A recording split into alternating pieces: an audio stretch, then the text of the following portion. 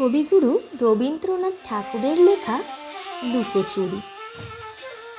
আমি যদি দুষ্টুমি করে চাঁপার গাছে চাপা হয়ে ফুটি, ভোরের বেলা মাগো ডালের পরে কচি পাতায় করি লুটোপুটি, তবে তুমি আমার কাছে হারো। তখন কি মা চিনতে আমায় পারো? তুমি ডাকো, খোকা কোথায় ওরে? আমি শুধু হাসি চুপটি করে।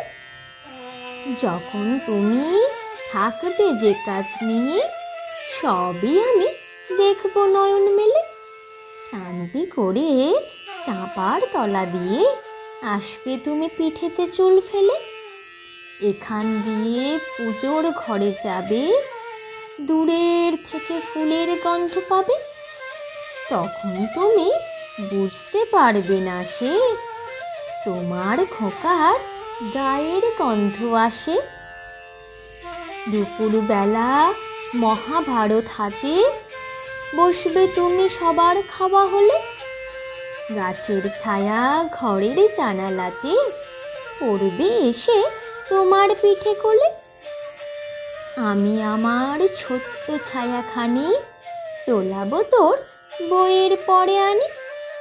তখন তুমি বুঝতে পারবে না সে তোমার চোখে খোকার ছায়া ভাসে।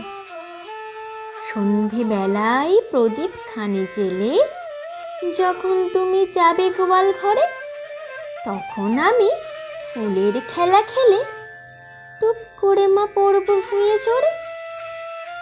আবার আমি তোমার খোকা হব, গল্প বলো তোমায় গিয়ে কব।